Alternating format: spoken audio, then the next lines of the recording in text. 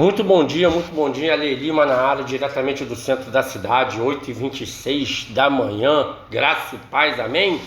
Vamos para mais uma passagem daquelas que eu falo todos os dias.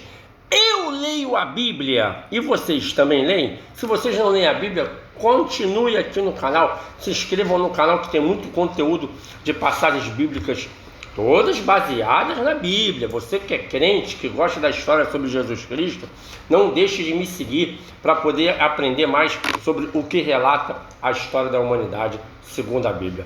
Vamos falar hoje sobre o encontro de Jesus com a mulher samaritana, baseada na Bíblia. Vamos lá? Vamos embora. O encontro de Jesus com a mulher samaritana é uma das passagens mais belas e profundas de toda a Bíblia.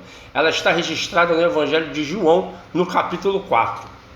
O contexto e a quebra de barreiras. Jesus estava viajando da Judéia para a Galiléia, e precisava passar pela região de Samaria.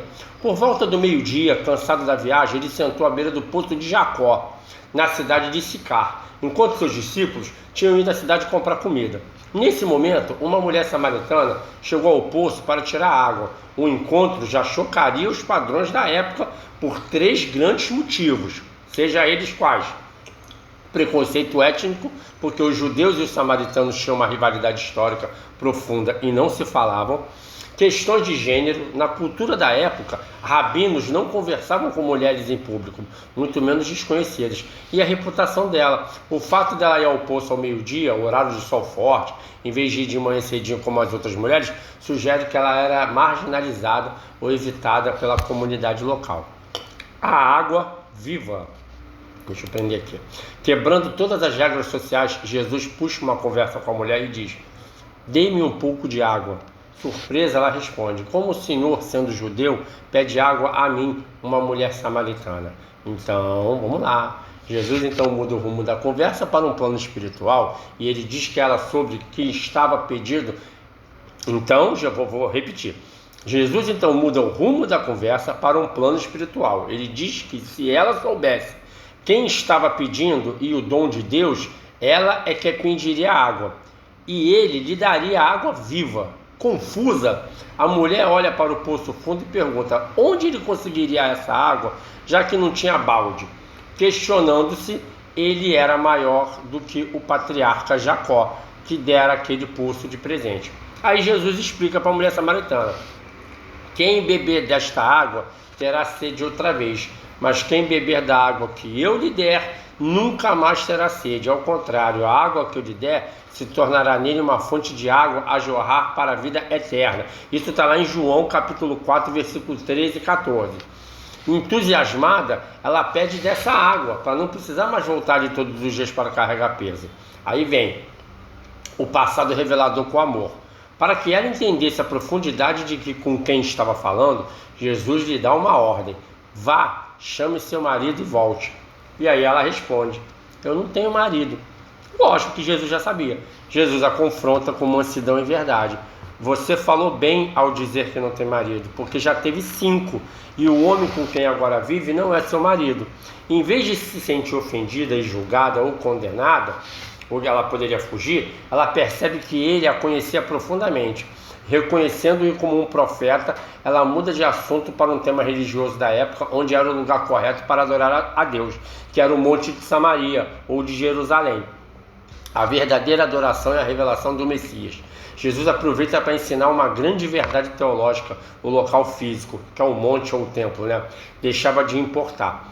Ele declarou que Deus é espírito e os verdadeiros adoradores devem adorar o Pai em espírito e em verdade, pois são esses que o Pai procura. A mulher então diz: "Eu sei que o Messias, que é o Cristo, tem de vir. Quando ele vier, nos explicará todas as coisas." E é nesse instante que Jesus faz uma das revelações mais diretas da sua identidade em todo o Evangelho de João: "Pois eu que estou falando com você sou o Messias." Procura aí, João capítulo 4, versículo 26. A transformação e o testemunho. Nesse momento, os discípulos retornam e ficam admirados por Jesus estar conversando com uma mulher. Deixando o seu cântaro de água para trás, a mulher corre de volta para a cidade e diz a todos: venham ver um homem que me disse tudo o que eu tenho feito. Será que ele não é Cristo? Está lá em João 4,29. O testemunho dela foi tão impactante que uma multidão de samaritanos saiu da cidade para ir ao encontro de Jesus. Eles pediram para que ele ficasse com eles, e Jesus passou 2 dias ali. Por causa disso, muitos outros creram e disseram à mulher que já não criam apenas pelo relato dela, mas porque eles mesmos o haviam ouvido e sabiam que ele era o verdadeiro Salvador do mundo.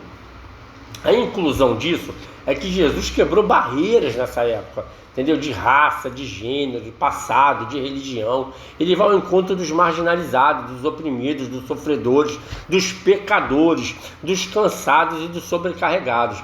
E a sede espiritual mostra que as buscas humanas por preenchimento, que são relacionamentos, prazeres e conquistas, são como água do poço, que saciam momentaneamente, mas deixa sede de novo. Só Cristo preenche o vazio existencial. E essa foi mais uma passagem da Bíblia que eu tenho o prazer de mandar para vocês. E eu vos digo, eu leio a Bíblia. E vocês leem também? Até amanhã com a próxima passagem. Deus os abençoe. Um bom dia para vocês.